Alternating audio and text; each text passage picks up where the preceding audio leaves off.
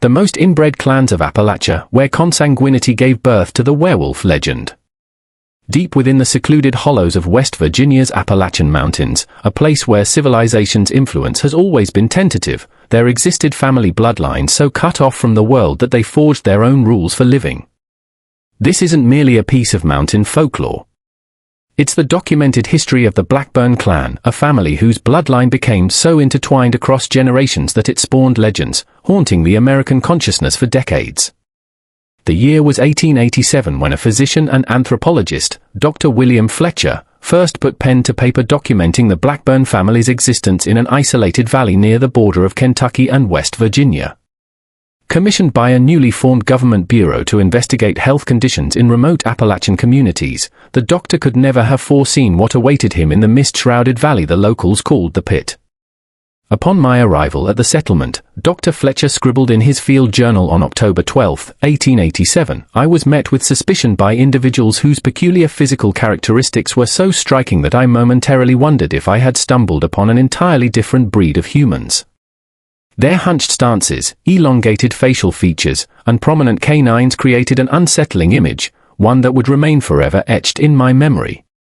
The Blackburn clan had first established their homestead in that remote valley sometime in the early 1820s. It was then that Jeremiah Blackburn, a Scottish immigrant fleeing murder charges, ventured deep into the mountains with his two brothers and their respective wives, who also happened to be siblings. This initial founder population, already closely related, was destined to become even more so in the following decades. Geographic isolation, a deep suspicion of strangers, and a rigid family code all worked in concert to prevent the introduction of any new genetic material. The valley they had chosen was accessible only through a single, narrow mountain pass. Historical records indicate this pass would often become completely impassable during the winter months, leaving the clan totally cut off for long stretches. This geographical seclusion, paired with the family's inherent distrust of outsiders following their flight from the law, established perfect conditions for what geneticists would later identify as one of America's most extreme instances of genetic isolation. By the time Dr. Fletcher encountered them in 1887, the Blackburn clan had grown to approximately 38 individuals, spread across three main family units, all descending from the original founding brothers. What made this case particularly notable was not just the presence of inbreeding, but the severe and distinctive physical traits that had become concentrated within the lineage.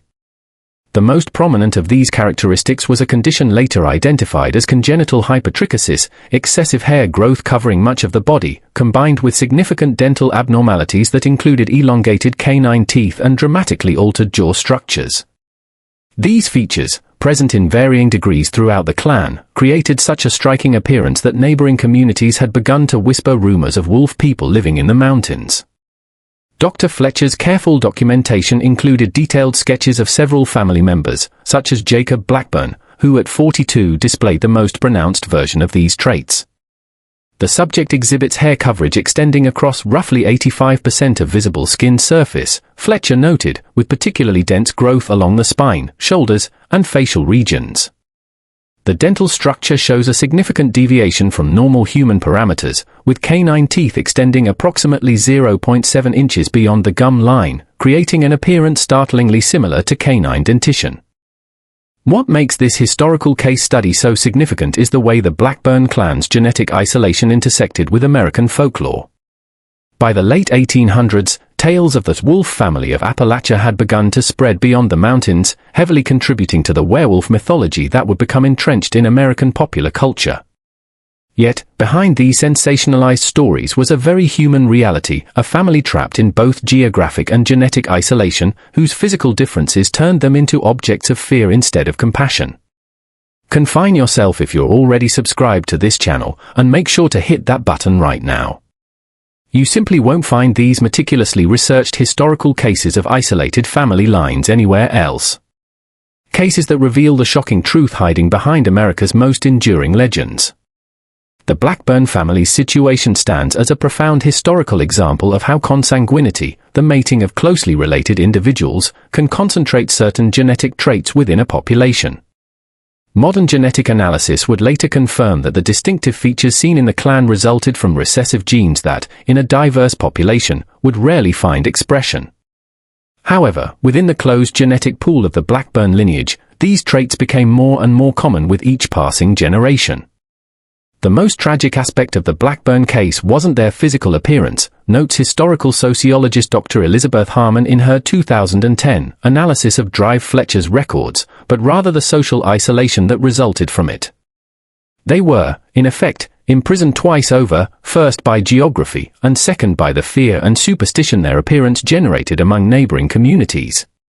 This fear was about to have devastating consequences for the clan in the winter of 1888, when we will see how a convergence of natural disaster, superstition, and human cruelty would forever alter the Blackburn lineage and push them even deeper into isolation. The winter of 1888 arrived with an unprecedented fury in the Appalachian Mountains. Historical weather records confirm it as one of the harshest seasons ever recorded in the region, with temperatures plummeting to -30 degrees Fahrenheit and snowfall accumulations exceeding 6 feet in the higher elevations. For most mountain communities, this weather presented severe hardships. For the isolated Blackburn clan, it would prove catastrophic. By December of that year, the narrow mountain pass connecting their valley to the outside world had become completely impassable, cutting off any chance of obtaining supplies from neighboring settlements. The clan, which had always maintained a precarious existence through hunting and limited agriculture, now found themselves staring at starvation as game became increasingly scarce in the frozen landscape. The winter of '88 was like nothing these mountains had seen in living memory, wrote Luther Hopkins, a trapper who would later encounter members of the clan in the spring of 1889. Even the hardiest mountain folk struggled to survive.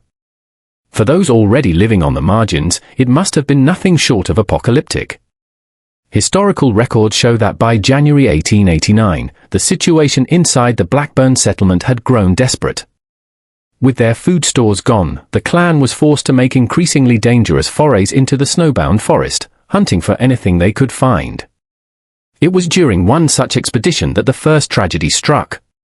Jacob Blackburn and his son Elijah, aged 17, ventured beyond their usual hunting grounds, chasing deer tracks spotted near the valley's edge. What they encountered instead was a hunting party from the nearby town of Millerton, the first outsiders the clan had faced in nearly 3 months. What happened next has been pieced together from multiple accounts, including the later confession of Thomas Ridley, one of the Millerton hunters.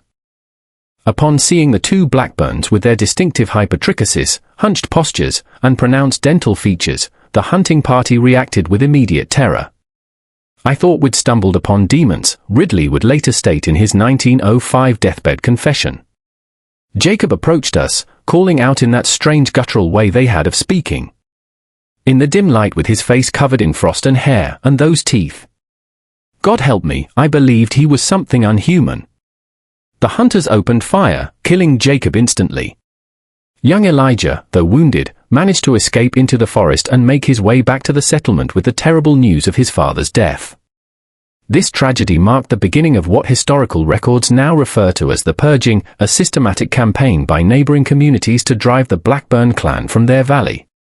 Fear is a powerful motivator, observed anthropologist Margaret Calloway in her 1967 study of Appalachian isolated communities. The combination of the clan's unusual appearance, the desperate conditions of that winter, and the deeply superstitious nature of mountain culture created perfect conditions for scapegoating. The Blackburns became literal monsters in the eyes of their neighbors, an embodiment of the hardship and suffering brought by that merciless winter. Within weeks of Jacob's death, rumors were spreading through neighboring settlements that wolf people were emerging from the mountains to steal livestock and, potentially, children. Despite no evidence of such actions, by February, armed parties had begun making expeditions into the mountains with the explicit purpose of finding and eliminating the Blackburn settlement. The historical record confirms that on February 17, 1889, a group of approximately 30 armed men from 3 surrounding communities converged on the valley. What they found was a settlement already devastated by hunger and cold, with only 24 surviving members of the original clan. The scene described by even the participants portrays a community in the last stages of starvation, notes historian Dr. Robert Keller. Multiple accounts mention children with distended bellies, adults who had lost significant body mass, and at least 4 recent graves dug into the frozen ground. Despite this clear evidence of their suffering, the fear inspired by their appearance prevented any humanitarian response. Instead of offering assistance, the armed party delivered an ultimatum: the Blackburn clan had 3 days to vacate the valley or face violent removal. With no other options, the surviving members gathered what few possessions they could carry and departed their ancestral home, fracturing into smaller family units as they sought refuge deeper in the most remote regions of the mountains. This dispersal of the clan would prove pivotal to their subsequent history. As the smaller family groups were forced to adapt different survival strategies, some would eventually attempt integration with mainstream society, while others would retreat even further from human contact, reinforcing the very isolation that had shaped their distinctive genetics. The largest faction, led by Elijah Blackburn, now bearing both physical and emotional scars from his encounter with the hunters, relocated to an even more inaccessible region locally known as Devil's Backbone, a jagged limestone ridge approximately 20 miles northeast of their original settlement.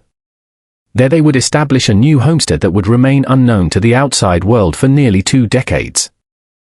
The winter of 1888 to 1889 represents a critical turning point in the Blackburn lineage, explains genetic historian Dr. Thomas Wells. The population bottleneck created by the deaths that winter, combined with the subsequent fracturing of the clan into smaller breeding groups, accelerated the genetic concentration of their distinctive traits. In essence, the persecution they faced for their appearance forced them into conditions that would make those same traits even more pronounced in future generations. The cruel irony of this situation cannot be overstated. The very characteristics that made the Blackburns objects of fear and persecution would become even more concentrated as a direct result of that persecution, a vicious cycle of difference, isolation, and genetic reinforcement that would continue well into the 20th century. In the spring of 1907, nearly 2 decades after the dispersal of the original Blackburn clan, a young physician named Dr. Howard Grant arrived in the region. Fresh from medical school at Johns Hopkins University, Dr. Grant had been assigned to establish a rural medical practice serving the remote communities of McDowell County, West Virginia. His academic background in the emerging field of genetics would prove crucial to uncovering the next chapter in the Blackburn story. My first indication that something unusual existed in these mountains came not from direct encounter but from the persistent local folklore, Dr. Grant wrote in his medical journal in June 1907. Nearly every patient who visited my office, upon learning I was new to the region, felt compelled to warn me about the wolf people said to inhabit the most remote hollows. I initially dismissed these as typical mountain superstitions, not unlike beliefs in haints or granny witches that pervaded the culture. I would soon discover my error. On July 8, 1907, Dr. Grant received an unexpected visitor at his modest clinic in the town of Welsh. Dr. Grant, with his background in genetics, recognized immediately that Isaac's condition was not the result of disease or supernatural causes, but of inherited genetic traits concentrated through generations of consanguinity. After treating the immediate infection and stabilizing the fracture, Grant began the delicate process of gaining the young man's trust. Through patient conversation, I've been able to piece together elements of the Blackburn history unknown to outside society, Grant wrote in August 1907. After several weeks of treating Isaac, the patient speaks a highly distinctive dialect that combines archaic English constructions with unique linguistic innovations developed within their isolated community. Once this communication barrier was overcome, he revealed the existence of a settlement comprising 3 primary family units, all descended from the original Blackburn brothers, now residing in an extremely remote limestone cave system. What made Dr. Grant's discovery particularly significant was his scientific approach to the situation. Rather than responding with fear or superstition, he recognized the Blackburn case as a unique opportunity to study the effects of genetic isolation in a human population. With Isaac's gradual cooperation, Grant began to compile the first comprehensive family tree of the Blackburn lineage, documenting the intricate patterns of interrelation that had shaped their distinctive traits. The patient has confirmed what my medical training suggested, Grant noted in September 1907. Marriages within the clan have been exclusively endogamous for at least 4 generations, with first cousin pairings being the predominant pattern. In several instances, uncle-niece relationships have occurred, and in at least 2 cases, father-daughter pairings have been recorded. The resulting genetic concentration has produced a remarkably consistent expression of traits that, in a broader population, would likely remain recessive. As Isaac's injury healed, Dr. Grant faced an ethical dilemma. His scientific curiosity and genuine concern for the health of the isolated community urged him to visit the settlement and provide medical care to others who might need it. However, he also recognized that outside interference, even with benevolent intentions, had historically brought disaster to the clan. I have decided that any approach must be made with extreme caution and only with the explicit consent of the community's leadership, Grant wrote. Isaac has agreed to convey a message to his father, explaining my medical interest and offering assistance without any requirement that the settlement's location be disclosed to the broader world. In October 1907, Grant received his response. Elijah Blackburn, now approximately 35 years old and the acknowledged leader of the main Blackburn settlement, agreed to meet the doctor, but only at a designated location away from their home, and only if Grant came alone. The meeting, which took place on October 23, 1907, at a remote hunting cabin, would prove transformative for both the doctor and the clan. Grant's clinical notes describe Elijah as exhibiting the most pronounced manifestation of the lineage's distinctive traits I have yet observed, with near-complete hypertrichosis and dental development that extend significantly beyond normal human parameters. Despite his intimidating appearance, Elijah demonstrated remarkable intelligence and a sophisticated understanding of his community's situation. He comprehends perfectly that their physical differences result from the family's isolation, Grant observed, though he frames this understanding in terms of blood calling to blood rather than genetic science. More surprisingly, he expressed explicit awareness that introducing new blood into their lineage would alter these traits in future generations. What emerged from this initial meeting was an unprecedented arrangement. Elijah would allow Dr. Grant to provide medical care to the settlement and document their family history for scientific purposes. In exchange, Grant would maintain absolute secrecy about their location and serve as an intermediary between the clan and the outside world when necessary resources could not be obtained through their traditional means. This arrangement would continue for nearly 7 years, during which time Dr. Grant compiled what remains the most comprehensive documentation of a genetically isolated human community in American history. His detailed records, which include medical examinations of 31 members of the extended clan, photographs, genealogical charts, and observations of their unique cultural adaptations, provide an invaluable window into the human consequences of extreme genetic isolation. The most remarkable aspect of the Blackburn case, Grant wrote in his final summary in 1914, is not the physical manifestations of their consanguinity, but the complex culture they have developed in response to their isolation. They have created an intricate oral tradition that transforms their distinctive traits into marks of special status rather than deformity, positioning themselves not as outcasts but as a people set apart for a specific purpose. This psychological adaptation has allowed them to maintain dignity in circumstances that might otherwise lead to despair. While Dr. Grant maintained his promise of discretion regarding the Blackburn clan's location, the very existence of his research, portions of which were published in obscure medical journals under pseudonyms to protect the family's privacy, gradually brought renewed attention to the wolf people of Appalachia. Throughout the 1920s and 1930s, as American popular culture became increasingly fascinated with tales of the strange and macabre, the legend of the Blackburns began to take on a life of its own. By 1925, references to the Wolf family of West Virginia had appeared in at least 17 different pulp magazines, notes cultural historian Dr. Miranda Jenkins. These sensationalized accounts bore little resemblance to the actual Blackburn clan, instead portraying them as feral, barely human creatures with supernatural abilities and predatory tendencies. These fictional representations would have profound consequences for the real family they purported to describe. One publication in particular, Weird Tales of the Mountains October 1927 issue, featured a lurid cover depicting a wolf-like humanoid attacking travelers on a mountain path.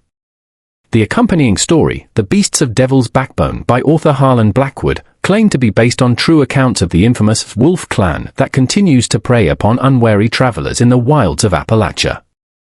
The story reached a wide audience and sparked a renewed interest in locating the actual family. This renewed attention coincided with significant changes in the accessibility of the Appalachian region. The expansion of coal mining operations throughout West Virginia had led to the construction of new roads and rail lines, penetrating previously isolated areas. Logging companies were pushing ever deeper into the mountains, bringing with them workers who carried these sensationalized stories of the wolf people. The period between 1925 and 1935 represented an existential threat to the Blackburn clan's continued isolation, explains Appalachian historian Dr. William Summerfield.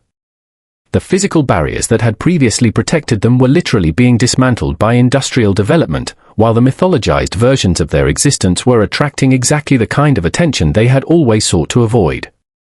Historical records indicate that in the summer of 1931, this feared encounter finally occurred. A geological survey team, mapping potential coal seams in the limestone formations of McDowell County, stumbled upon one of the smaller Blackburn settlements, a group of 3 families led by Thomas Blackburn, nephew of Elijah. The survey team's report, filed with the Eastern Mining Consortium on July 17, 1931, describes the encounter in detached technical language that nevertheless conveys their shock. Site survey interrupted by encounter with approximately 12 to 15 individuals inhabiting a modified cave system at coordinates 37 degrees 3 minutes north, 81 degrees 41 minutes west. Subjects displayed highly unusual physical characteristics including excessive hypertrichosis and pronounced dental abnormalities. Team withdrew from area after subjects displayed defensive posturing and vocalizations. Recommend reassignment of survey grid to avoid further contact. What the dry corporate report fails to mention is that one of the survey team members, Charles Holloway, took several photographs of the Blackburn family members before the team's departure. These images, the first visual documentation of the clan since Dr. Grant's carefully guarded medical photographs, would soon find their way to the offices of the Charleston Gazette-Star. On August 3, 1931, the newspaper published a front-page article titled "Wolf People of Appalachia, Myth Confirmed," alongside one of Holloway's photographs showing 3 male members of the Blackburn clan standing at the entrance to their cave dwelling. The article described them as human beings so deformed by generations of improper relations that they have come to resemble the very beasts of the forest. This exposure, combining lurid sensationalism with the cruel reality of the family's actual appearance, triggered a catastrophic sequence of events. Within weeks, curiosity seekers, reporters, and self-proclaimed monster hunters began making expeditions into the region, explicitly seeking out the Blackburn settlements. Local residents, seeing potential profit in the situation, offered their services as guides, some legitimately knowing the general area of the settlements, others simply exploiting the outside interest. August through October 1931 essentially became an organized hunt for the Blackburn family, notes sociologist Dr. Rebecca Thornton. Historical records confirm at least 27 different expeditions into the mountains during this period, varying in size from individual reporters to groups of up to 15 people. The humanitarian disaster this represented for the Blackburn clan cannot be overstated. The most detailed account of this period comes from the journal of James Harrison, a reporter for the Pittsburgh Courier who joined one such expedition but became increasingly disturbed by its nature. What began as journalistic curiosity has devolved into something approaching a lynch mob, he wrote on September 12, 1931. The men I'm traveling with speak openly of capturing one of the wolf people to display in a carnival sideshow. They carry not only cameras but ropes and chains. I have made the pretense of injury to separate myself from the group and will return to civilization at first light. For the Blackburn clan, these intrusions represented an existential threat unlike any they had previously faced. The main settlement, still led by Elijah, now in his late 50s, made the difficult decision to abandon their established home of over 40 years and retreat to even more inaccessible terrain. The fall of 1931 marks the last verified location of the main Blackburn settlement, confirms historian Summerfield. Records indicate they moved northward into the most remote regions of the Monongahela National Forest. The smaller satellite settlements appear to have dispersed entirely, with some family units possibly attempting to integrate into mainstream society, while others may have joined the main clan in their retreat. By 1932, public interest in the wolf people had begun to wane as the Great Depression commanded national attention. The expeditions gradually ceased, and the Blackburn clan once again faded from public consciousness, though their legend remained firmly entrenched in Appalachian folklore. What few outside observers realized was that this period of intense persecution had profound effects on the clan's genetic future. The stress and displacement resulted in the deaths of several elder members, while the younger generation, those born after 1900, began to question the sustainability of their isolated existence. Historical evidence suggests that sometime between 1932 and 1935, a significant ideological split occurred within the Blackburn leadership, explains anthropologist Dr. Calloway. While Elijah and the older generation advocated for continued isolation and the preservation of their distinctive lineage, younger members, particularly those who had experienced some contact with the outside world, began to advocate for limited exogamy, the introduction of new genetic material through relationships with outsiders. This internal conflict would ultimately shape the fate of the Blackburn bloodline and set the stage for their gradual transition from historical reality to enduring American legend. The final chapter in the documented history of the Blackburn clan unfolds across the middle decades of the 20th century, as modernization and cultural shifts gradually eroded the isolation that had defined their existence for over a century.